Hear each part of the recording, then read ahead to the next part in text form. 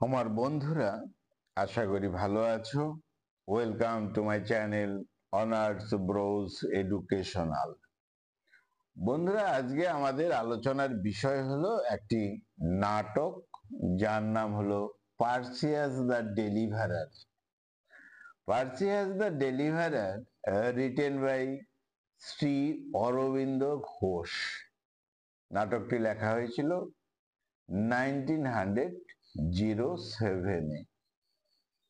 আমরা জানি এই শ্রী অরবিন্দ ঘোষ অর্থাৎ ঋষি অরবিন্দ ঘোষ, তিনি 15 আগস্ট 1872-তে জন্মগ্রহণ করেছিলেন। তিনি একজন ইন্ডিয়ান ফিলোসোফার ছিলেন, তিনি যোগী ছিলেন, মহারিষি ছিলেন, কবি ছিলেন এবং ইন্ডিয়ান ন্যাশনালিস্ট ছিলেন। তিনি একটি নিউজ পেপারের সঙ্গেও জড়িয়েছিলেন, তার নাম বন্দে মাতরম নিউজ পেপার। যাই হোক, তিনি ব্রিটিশের বিরুদ্ধে লেখালেখি করেছিলেন, তার জন্য তাকে বন্দিদশায় থাকতে হয়, জেলে থাকতে হয়, অর্থাৎ আলিপুর কনস্পিরেসি এই বিষয়ে তিনি ছিলেন, এরকম একটা কথা ছিল। যাই হোক, বেঙ্গলের যে অনুশীলন সমিতি, তাতেও তিনি মেম্বার হিসাবে ছিলেন।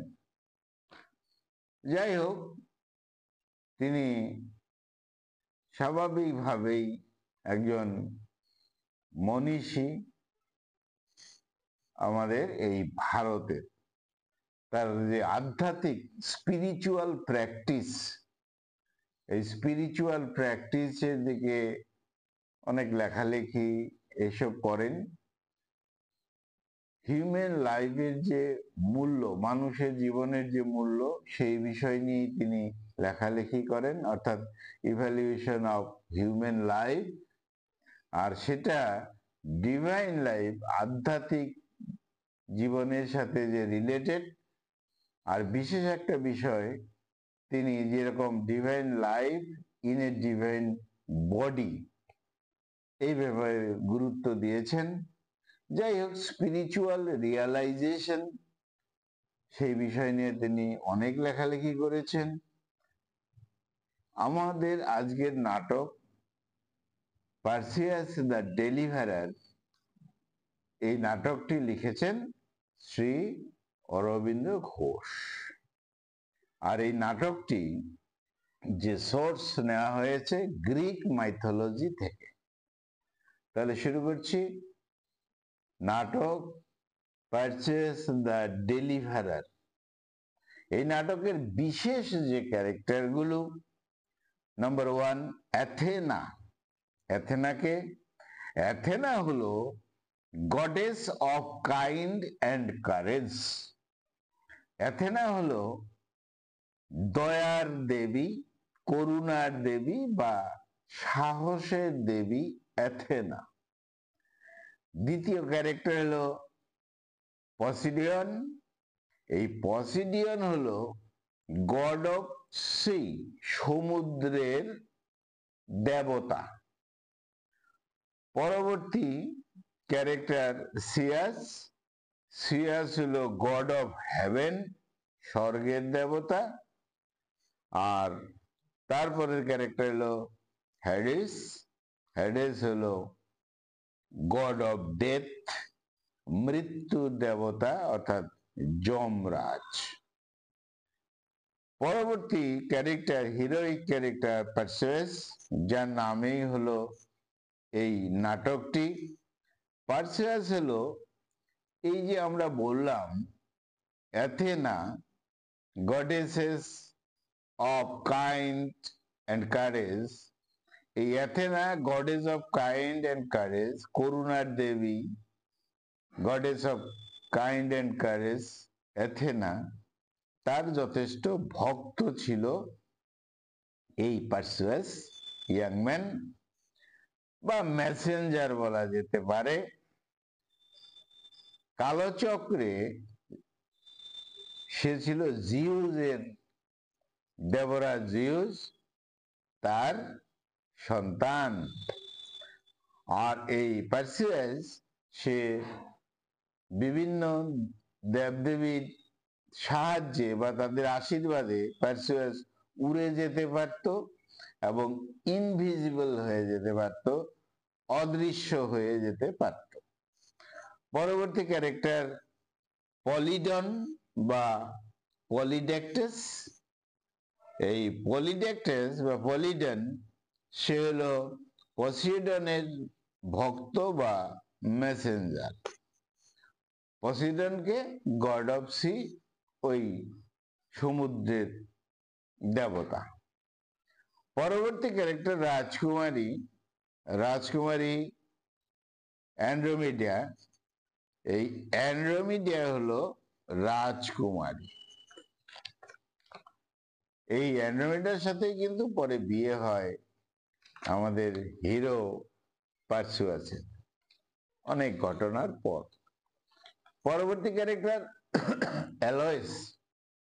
এই অ্যালয়েস হলো এই রাজকুমারী অ্যান্ড্রোমিডিয়া, এই অ্যান্ড্রোমিডিয়ার ভাই। Next character Finneas. ফিনিয়াস হলো কিং অফ টায়ার। এর সাথে বিয়ে হওয়ার কথা ছিল এই রাজকুমারী অ্যান্ড্রোমিডিয়ার। পরবর্তী ক্যারেক্টার, লাস্ট ক্যারেক্টার, বিশেষ ক্যারেক্টার মেডিসা।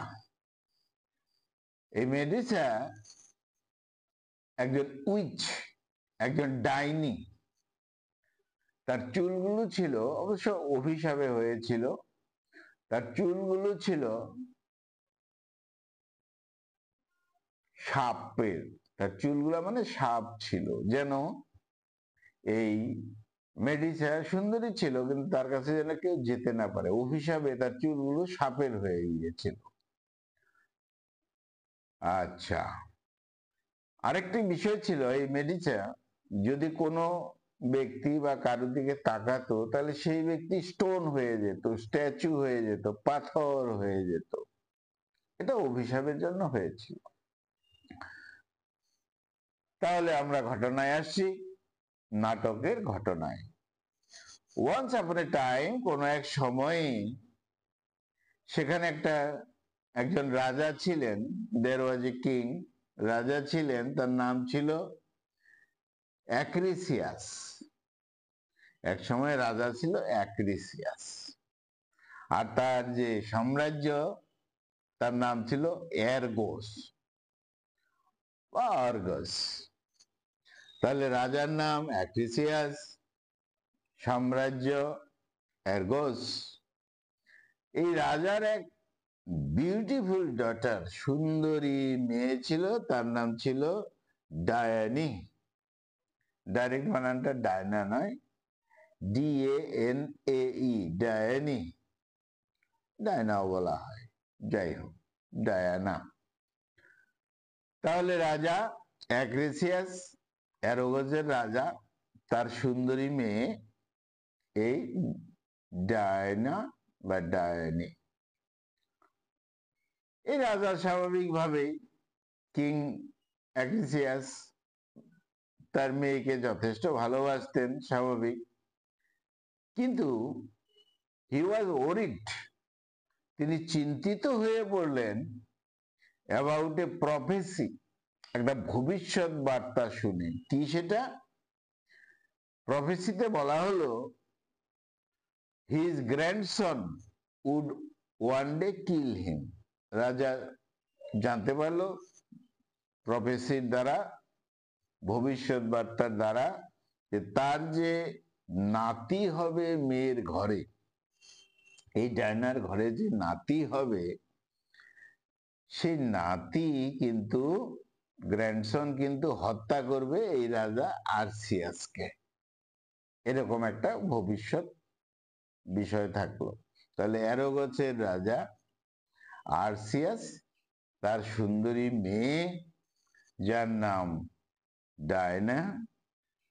তো ভবিষ্যৎ কথা হলো বা ভবিষ্যৎ বার্তা এলো যে এই মেয়ের যদি এই মেয়ে যদি যে সন্তানকে ভূমিষ্ঠ করবে, অর্থাৎ রাজার হবে গ্র্যান্ডসন, সে কিন্তু এই রাজাকে হত্যা করবে। এই হলো জটিল কথা। এবার টু প্রোটেক্ট হিমসেলফ, নিজেকে বাঁচানোর জন্য রাজা কি করলো, কিং অ্যাগ্রিসিয়াস, সে যেটা করলো, বিল্ট এ ব্রোঞ্জ চেম্বার, ব্রোঞ্জের একটা চেম্বার তৈরি করা হলো আন্ডারগ্রাউন্ডে, মাটির নিচে, আর লক করে রাখা হলো কাকে, নিজের মেয়েকে, ডায়না ইনসাইড, ডায়নাকে ভিতরে রেখে লক করে রাখা হলো। ব্রোঞ্জ দিয়ে একটা চেম্বার, একটা ঘর করা হলো আন্ডারগ্রাউন্ডে। কি করলেন, রাজা অ্যাগ্রিসিয়াস। যাই হোক, কারণটা ছিল, বুঝাই গেল। কারণটা হলো তার তো বন্দি অবস্থায় থাকবে, তার বিয়েও হবে না, তার সন্তান সন্ততিও হবে না, অতএব যে ভবিষ্যৎ বার্তা এসেছে তাতে রাজার আর মৃত্যুও হবে না, কারণটা নেই। যাই হোক, এমন সময় Zeus, the king of gods, দেবতাদের যে যুবরাজ জিউস, নোটিস বিষয়টাকে দেখতে পেলেও দেবরাজ feel in love with her. দেবরাজ এই ধরনের কাজই করে থাকেন। ভালোবাসা হয়ে গেল কার সাথে, এই ডায়নার সাথে। জিউস কি করলেন, ভিজিটেড হার, কিভাবে এসেছিলেন, in the form of a golden shower of rain, সোনালী বৃষ্টি হচ্ছিল, সেই রূপ ধরে, সেই ফর্ম হয়ে দেবরাজ জিউস ঢুকে গেলেন, ডায়নার সাথে দেখা করলেন। যাই হোক, ডায়না বিকেম প্রেগনেন্ট, হয়ে গেল। তো রাজা যে কাজ করেছিলেন, যে উদ্দেশ্যে, যে ভয়ে, সেটার প্রবলেমটা ঘটেই গেল। দেবরাজ জিউস তিনি এই কৌশল বা ষড়যন্ত্রই বলি বা চক্রই বলি, এটা করে ফেললেন। যাই হোক, when the king Acrisius learned that, জানতে পারলো যে ডায়না তো প্রেগনেন্ট হয়ে গেছে, তার মেয়ে তো প্রেগনেন্ট হয়ে গেছে, রাজা স্বাভাবিকভাবে হিংস্র হয়ে গেলেন। তিনি এবার চিন্তা করছেন যে মেয়েকে হত্যা করব না, সেটাও সম্ভব হচ্ছে না, কিন্তু তাকে তো একটা ব্যবস্থা করতেই হবে, কারণ প্রফেসি রয়েছে, তার সন্তানই তো তাকে হত্যা করবে। তখন এই মেয়েকে, এই প্রেগনেন্ট মেয়েকে, রাজার মেয়েকে কি করলো, জলে ফেলে দেবে, সমুদ্রে ফেলে দেবে, এই ব্যবস্থা করলো। কিন্তু সেখানে একটা অন্য ছোটখাটো ঘটনা ছিল, যে যাকে বলেছিল যে জলে ফেলে দাও, সে আবার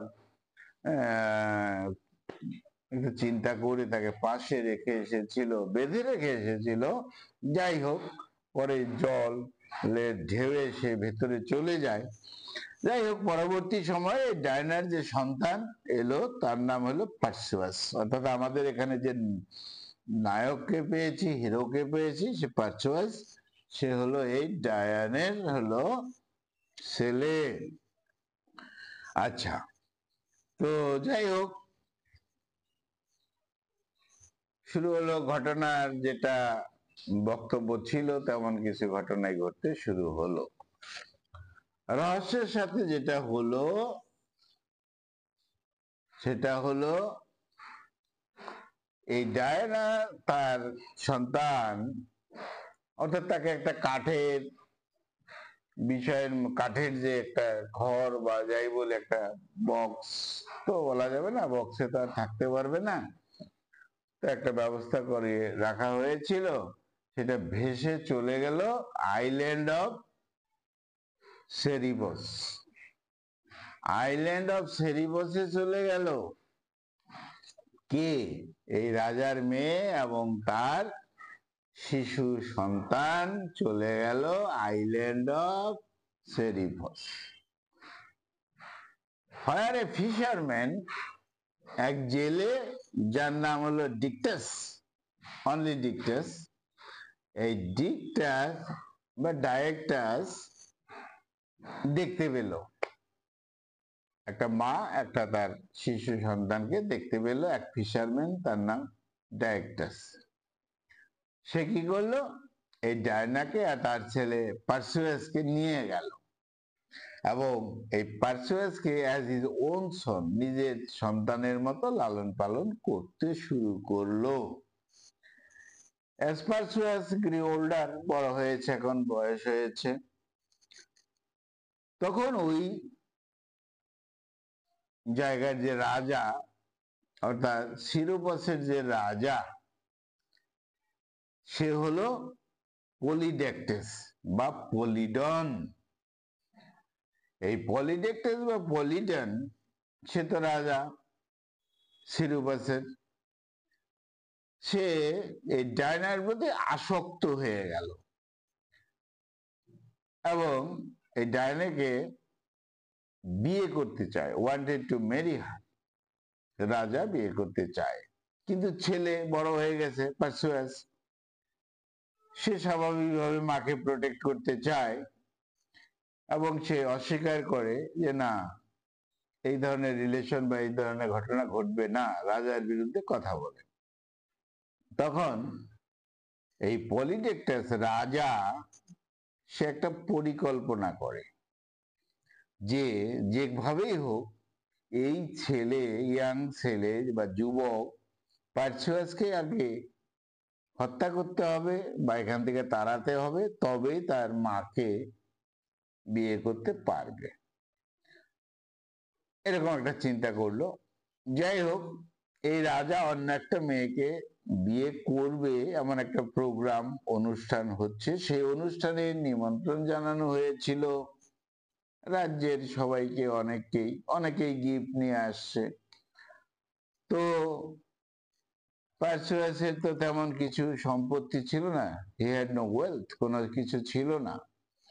সেই জন্য রাজা প্রত্যাশা করেছিল যে সে তো কিছু দিতে পারবে না, অতএব তাকে এইভাবে বেজ্জত করে তাকে মেরে ফেলবো বা এরকম এখান থেকে তাড়িয়ে দিব, এরকম একটা পরিকল্পনা, ষড়যন্ত্র করা হলো। এবার এই পার্সুয়াস, সে কিন্তু স্থির করলো যে he would bring Polydectes the head of the Medusa, অর্থাৎ সব থেকে বড় পুরস্কারটা আমি দেব। কারণ এখানকার রাজা যে পলিডেক্টাস বা পলিডন, তার সাথে শত্রু হলো ওই যে ডাইনি মেডুসা, তার সাথে। অতএব পুরস্কার হিসাবে আমি কি করব, এই মেডুসার গলাটাকে কেটে, ডাইনির গলাটাকে কেটে এনে আমি কি করব, গিফট দেব, সরি পুরস্কার নয়, গিফট দেব। তাহলে এখানকার জনগণ বা রাজা যথেষ্টভাবে খুশি হবে, এরকম চিন্তা করলো।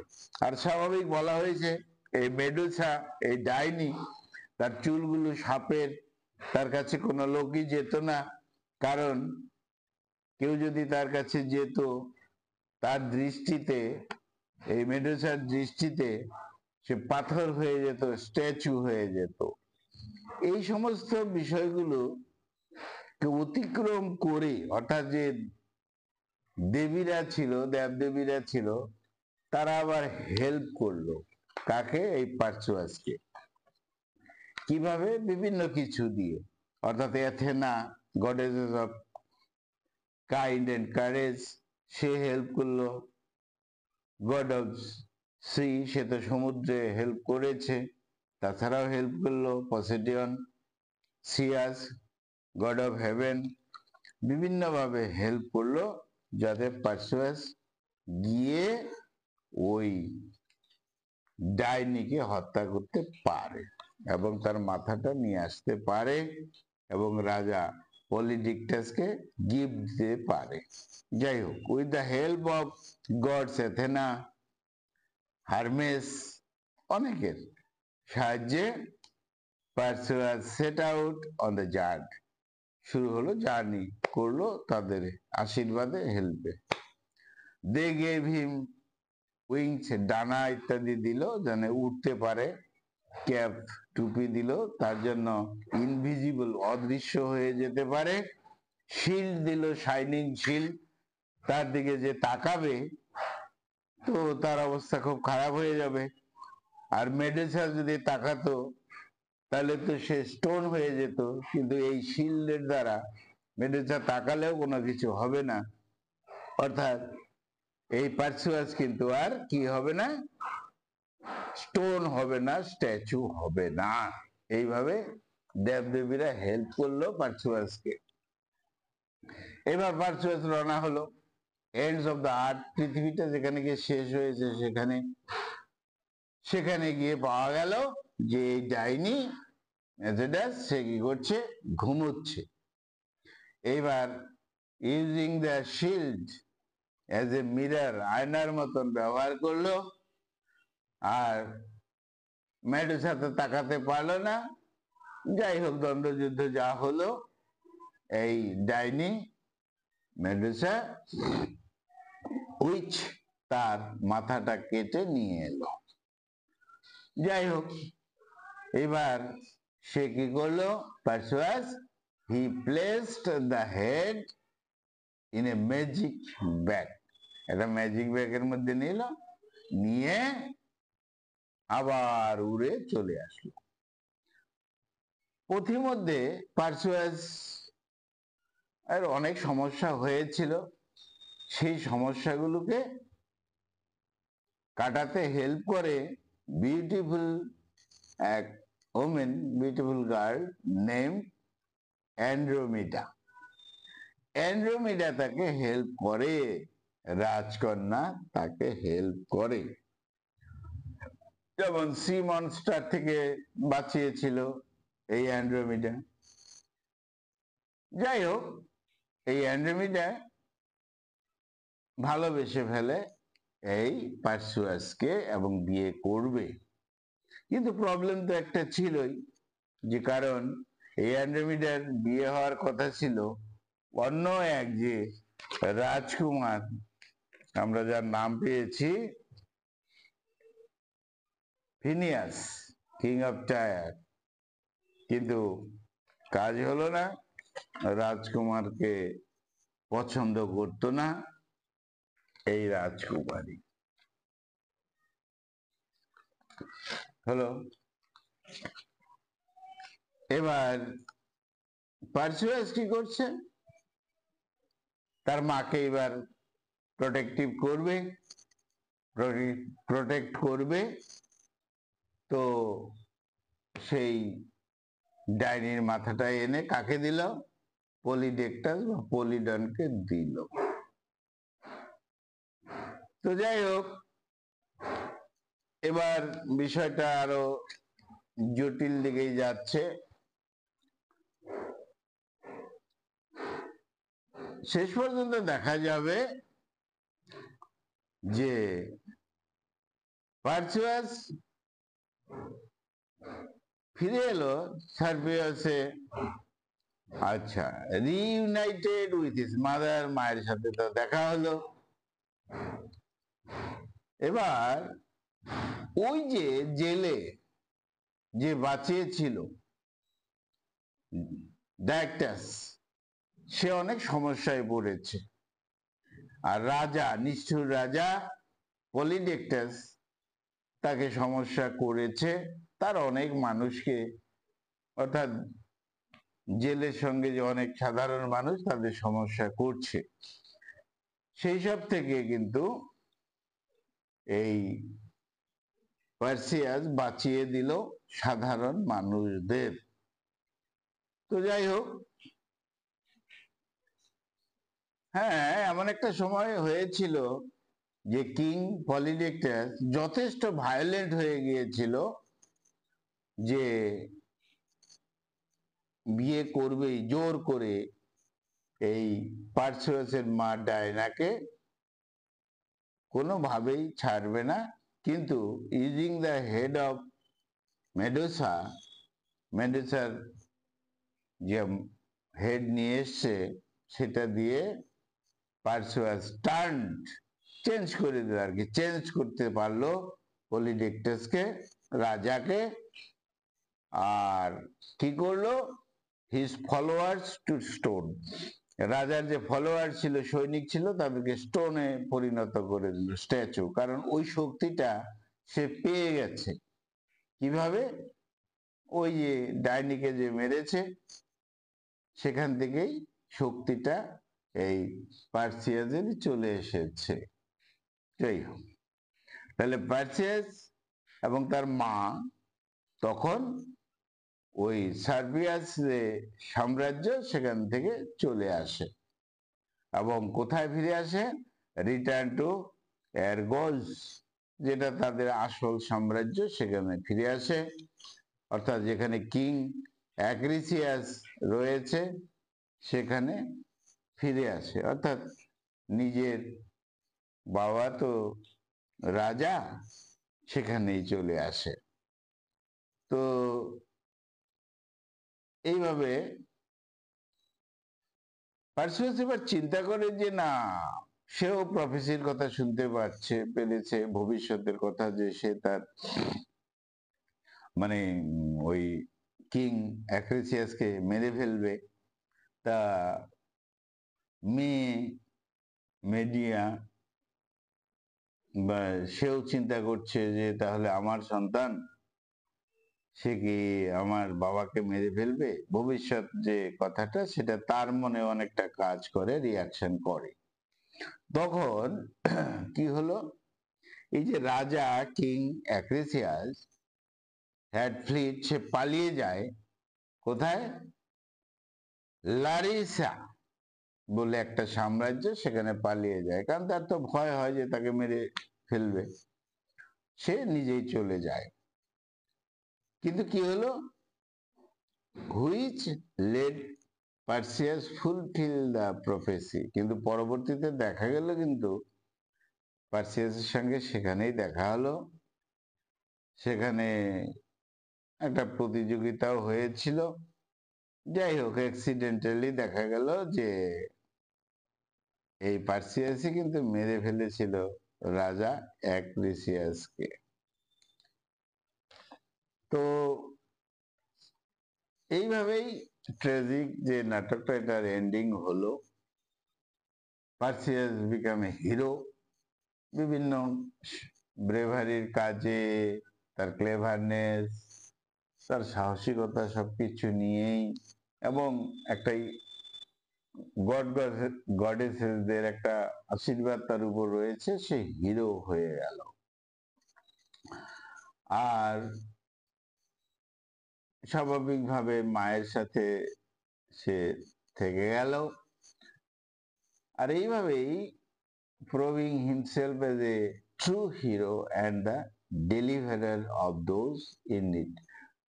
কেন ডেলিভারার? যাদের যা প্রয়োজন ছিল, যারা অসহায় অবস্থায় ছিল, জেলেরা অসহায় অবস্থায় ছিল, তো বিভিন্ন অ্যাডভেঞ্চার লাইফে বিভিন্ন প্রবলেমে ছিল, যারা অসহায় তাদেরকে হেল্প করেছে এই পার্সিয়াস। এইভাবেই পার্সিয়াস দ্য ডেলিভারার, এখানে আমরা তার অ্যাডভেঞ্চার, তার ব্রেভারি এবং overcoming challenges two fulfil destiny, এইভাবেই কিন্তু আমরা নাটকটাকে পেয়েছি। তাহলে একটা গ্রিক মাইথোলজি থেকে এই নাটকটি, Perseus the deliverer, written by Shri Aurobindo Ghosh বা ঋষি অরবিন্দ ঘোষ। বন্ধুরা খুব ভালো থেকো, আমার চ্যানেলটা সাবস্ক্রাইব করো। Thank you, thank you, thank you, thank you.